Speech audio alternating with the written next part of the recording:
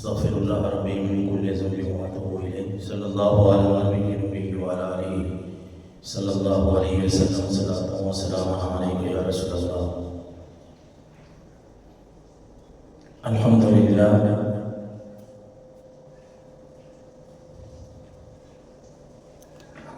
الحمد لله رب العالمين والعاقبة للمتقين، الصلاة والسلام على سيد الأنبياء والمرسلين وعلى آله وأصحابه وأزواجه وأهل بيته وعترته أجمعين.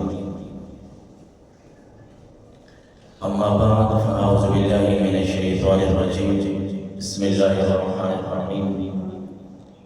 إن الذين آمنوا وعملوا الصالحات سيجعل لهم الرحمن ودا. صدق الله مولانا العظيم. إن الله وملائكته يصلون على النبي يا أيها الذين آمنوا صلوا عليه وسلموا تسليما. اللهم صل على محمد وعلى آل محمد كما صليت على إبراهيم وعلى آل إبراهيم إنك حميد مجيد. اللهم بارك على محمد وعلى آل محمد كما باركت على إبراهيم وعلى آل إبراهيم إنك حميد مجيد. الصلاة والسلام عليك يا سيدي يا رسول الله وعلى آلك وأصحابك يا سيدي يا حبيب الله يا صاحب الجمال ويا سيد البشر. من وجهك المنير لقد نوفر القمر لا يمكن الثناء كما كان حقه بعد الهدى وزلزلت السماء والساس. بلغ العلا بكماله كشف الدجى بجماله حسنت جميع خصاله. صلوا عليه وآله وصحبه وسلموا تسليما. مولاي صل وسلم دائما أبدا على حبيبك خير الخلق كلهم. هو الحبيب الذي ترجى شفاعته لكل حول من الأحوال والتعظيم. محمد سيد الكونين والثقلين والفريقين من عرب ومن عجم. يا رب بالمصطفى بلغ مقاصدنا واغفر لنا ما مضى يا واسع الكرم. شاہ مردان شیر یزدان قوت پروردگار.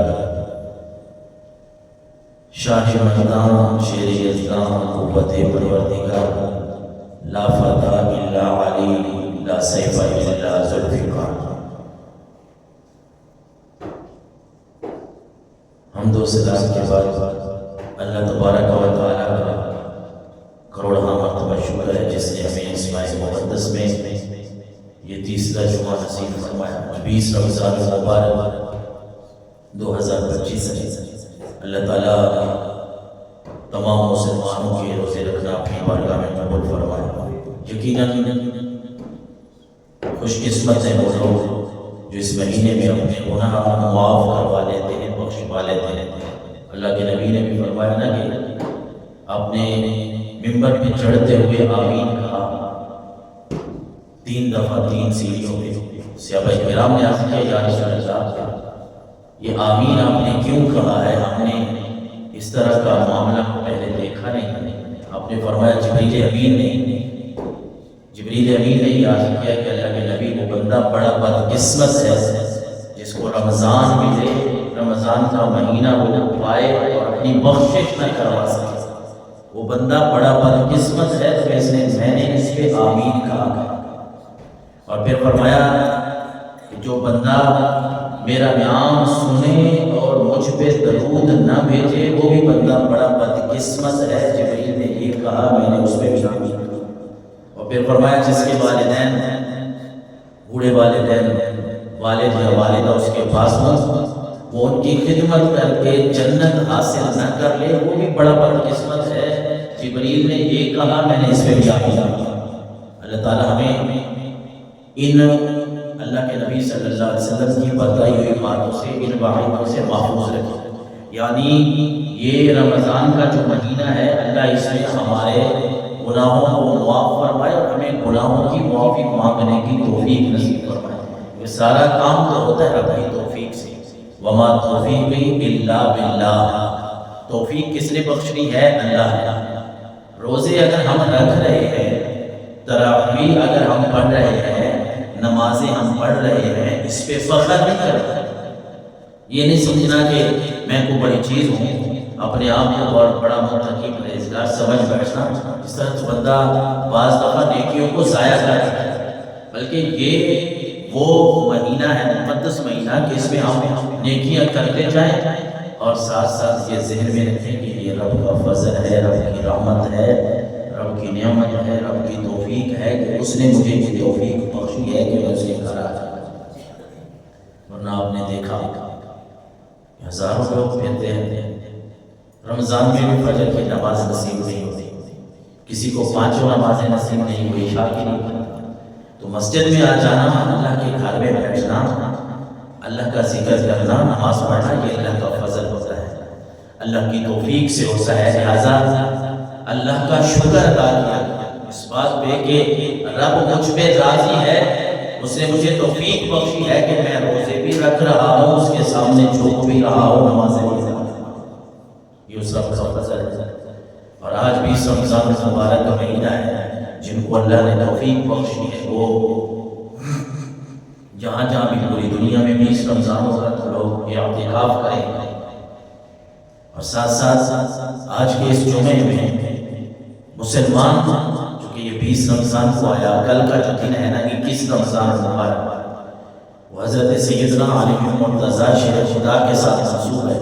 ایک روایت کے مطابق آپ کا جو وصال مبارک ہے، جو شہادت ہے، وہ 21 رمضان مبارک ہے۔ اس حوالے سے ہم تو سارے صحابہ کو ماننے والے ہیں، وہ حضرت سیدنا ابوبکر صدیق ہو یا عمر فاروق ہو، عثمان غنی یا حضرت علی مرتضیٰ شیر خدا رضی اللہ تعالیٰ عنہ، کوئی بھی صحابی ہماری آنکھوں کی ٹھنڈک ہے۔ اور ہم سمجھتے ہیں کہ ہر صحابی کو اللہ نے اپنی شان، اپنی شوکت سے نوازا ہے، لیکن حضرت علی مرتضیٰ شیر خدا، ان کو اللہ نے ایک انوکھی شان عطا فرمائی ہے کہ اللہ کے نبی صلی اللہ علیہ وسلم کی پیاری صاحبزادی حضرت سیدہ طیبہ طاہرہ، یہ حضرت علی مرتضیٰ کے نکاح میں آئی۔ بہت ساری فضیلتیں حضرت علی مرتضیٰ۔ میں چاہوں گا کہ آج ان کو خراج تحسین، خراج عقیدت پیش کریں، ان کی چند وہ باتیں جو ہم اپنی اولاد کو سمجھائیں، سکھائیں، اپنی دل میں ان کی باتوں کو بٹھائیں کہ کیسے ان لوگوں نے دین اسلام کی خدمت کی اور اللہ کے نبی کے ساتھ محبت کا کیسے سلسلہ دیا۔ علی وہ ہستی ہیں جن کی پرورش ہی سرکار دو عالم صلی اللہ علیہ وسلم نے فرمائی ہے۔ آج کسی کے بیٹے کی اگر کوئی پرورش کرے، کوئی رشتہ داروں میں قریبی، اور وہ بڑا نیک آدمی ہو تو انسان بڑا سکون محسوس کرتا ہے۔ میرے بیٹے کی فلاں بندہ پرورش کر رہا ہے، تربیت کر رہا ہے، پال پوس اگر نہ بھی رہا ہو، ویسے بھی اگر وہ اچھی تربیت کر رہا ہو، بندہ خوش ہوتا ہے کہ میرے بیٹے کی فلاں استاد تربیت کر رہا ہے، پرورش کر رہا ہے، میرے بیٹے کو فلاں صاحب علم بندہ جو ہے وہ علم دے رہا ہے۔ لیکن قربان نہ جاؤں علی مرتضیٰ شیر خدا رضی اللہ تعالیٰ عنہ کی زندگی پہ، آپ کی تربیت پہ، کہ آپ کی تربیت کرنے والی اس ہستی وہ کوئی اور نہیں ہے، وہ آمنہ کے لال محمد مصطفیٰ صلی اللہ علیہ وسلم، حضور نے آپ کی تربیت کروائی۔ اور جس نے حضور کی گود میں تربیت پائی، اس کی شانوں کا اندازہ ہم نہیں لگا سکتے۔ بس یہ ہم اپنی طاقت کے مطابق، اپنی استطاعت کے مطابق باتیں کریں گے، لیکن یہ بات آپ کو پتہ ہونی چاہیے کہ جس طرح ہم عرض کر رہے ہیں کہ کسی بڑے صاحب علم کے پاس، صاحب تقویٰ کے پاس ہمارا بیٹا اگر تعلیم